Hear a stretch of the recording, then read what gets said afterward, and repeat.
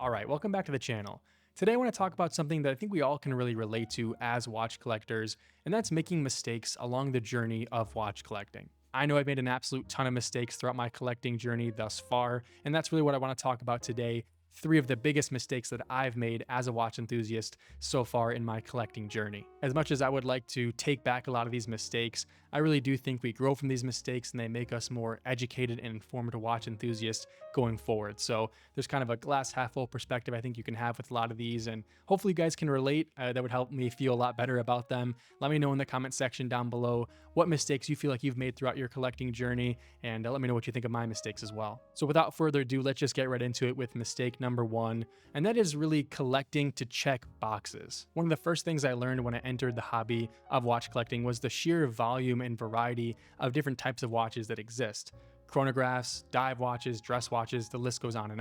And I think it's really easy to adopt a perspective of, hey, I want to check all of these boxes and experience one of each of these pieces so I can really get a full understanding of what the watch collecting hobby is all about. Now that perspective may make some sense as it gives you a lot of great exposure to different styles and different types of watches that I really do think helps build your sort of perspective and taste in watch collecting in general.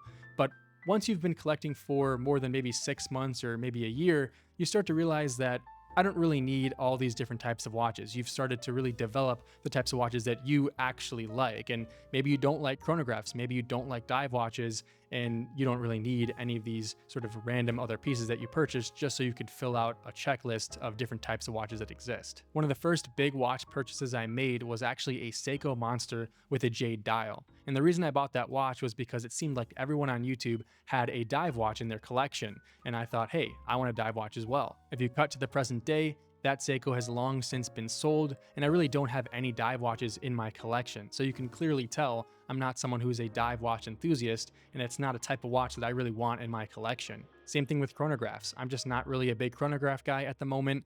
Maybe I'll develop that taste over time, but it's just not the type of watch that I want. But if you were to live your life in a way of checking boxes, you would probably have one or two dive watches, one or two chronographs, and all these other types of watches that maybe you don't care about or won't truly appreciate. Like I said, there's definitely an advantage to trying a bunch of watches out and developing your taste, but once you do that, I think it's good to just kind of stick in that one direction of the things that you personally will enjoy, not just having a bunch of watches for the sake of having different types of watches. The second mistake I want to talk about here today is impulse buying, and this is unfortunately something that I still do to this day. What can I say? It's just a little too easy to click the buy it now button on any given website when you're looking at watches. I've certainly purchased watches without really putting too much thought into them, and that's a huge mistake.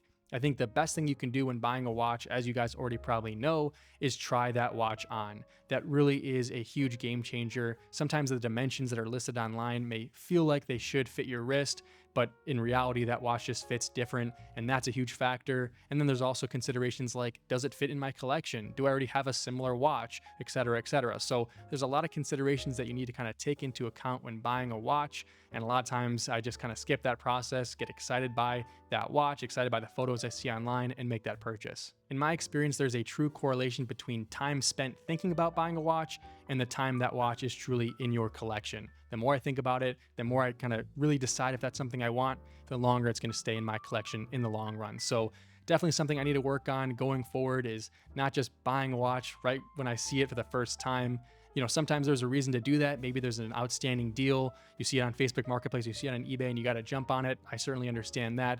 But more times than not, you have the opportunity to kind of catch your breath and think about it, and I need to do that a lot more often. The last mistake that I want to talk about here today is really devaluing quartz watches compared to true mechanical watches. I think when you first enter the hobby and you're overrun with YouTube watch content, it's a very common trope that you'll see that people tend to rag on quartz watches. And listen, I get it. It's kind of incomparable sometimes, just the sheer beauty of an automatic or pure mechanical movement compared to that of most quartz movements. And so I can definitely understand why the average watch enthusiast certainly doesn't really want to have that many quartz watches. Honestly, sometimes it feels like the only quartz watch that gets any real respect within the watch industry are just Casios, and I don't think that's really fair. But because of the stigma around quartz watches that was shared with me early in my collecting journey, I really wanted nothing to do with quartz watches in the beginning. In fact, my first ever watch was actually an Omega DeVille that was originally my great-grandfather's, and after learning that it was actually a quartz watch, I actually lost some interest in it, which looking back now is ridiculous. Quartz watches, in my opinion,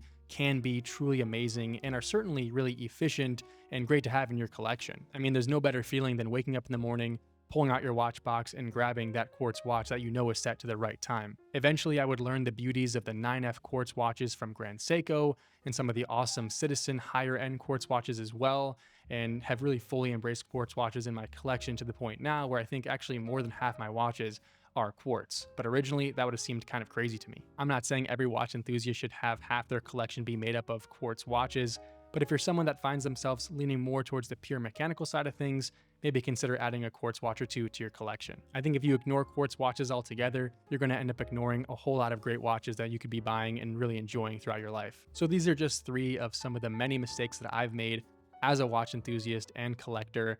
And I'm very curious what you guys have to say in the comment section down below, not only about my mistakes, but I want to hear about the mistakes that you guys feel like you've made. Hopefully we can make the comment section a nice place to kind of learn from each other and grow as watch collectors. So yeah, let me know in the comment section down below. And if you enjoyed this video, I would really appreciate it if you can give this video a like and subscribe to the channel. All right, that's pretty much it. Thanks for watching. I'll catch you guys next time.